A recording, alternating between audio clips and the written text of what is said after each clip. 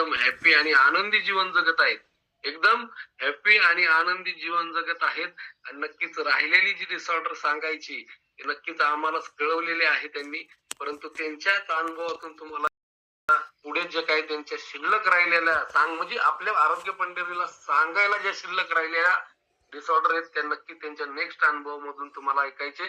त्याच्याकरता अनुभव अजिबात चुकवायचे नाही. शेवटपर्यंत आम्ही का सांगत असतो की शेवटपर्यंत थांबा आणि तुम्ही अनुभव ऐका. त्याचं कारणच हे आहे. बघा, आज 2 अनुभव शेअर झाले, पण एवढा पॉवरफुल असे अनुभव शेअर झाले. बघा, श्रीनामे सरांनी त्यांच्या गावचं उदाहरण दिलं. की आमच्या गावामध्ये जो व्हिडिओ मध्ये पडला, व्हिडिओ ज्या टायमिंगला ग्रुपला पडला त्या टायमिंगला जे होते पोलीस कर्मचारी होते, त्यांना हार्ट अटॅक आला आणि ते कोसळले, जागेवरती कोसळले. ते त्यांच्याच गावचे होते आणि त्यांच्याच गावचा व्हिडिओ आहे तो.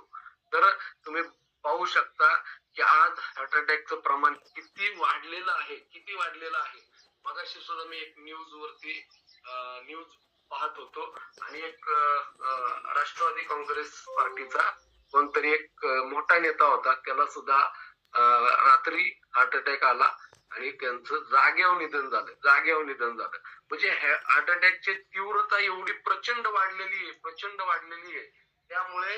त्यामुळे काय झालेलं आहे की आज भीतीचं वातावरण तयार झालेलं आहे समाजामध्ये म्हणा, आज आपल्या देशामध्ये, महाराष्ट्रामध्ये भीतीचं वातावरण तयार झालेलं आहे. या हार्ट अटॅक पासून जर तुम्हाला वाचायचं असेल तर तुम्हाला रेग्युलर व्यायाम करणं गरजेचं आहे. आणि नक्कीच जीवापेक्षा कुठलंही न्यूट्रिशन महाग नसतं. जर तुम्हाला हेल्दी जगायचं असेल, आनंदी जगायचं असेल, आज तुम्ही पाहू शकता एकाच गावामध्ये एकाच गावामध्ये 3 जण एकाच दिवशी हार्ट अटॅकने त्यांचं निधन झालेलं आहे. 3 जणांचं.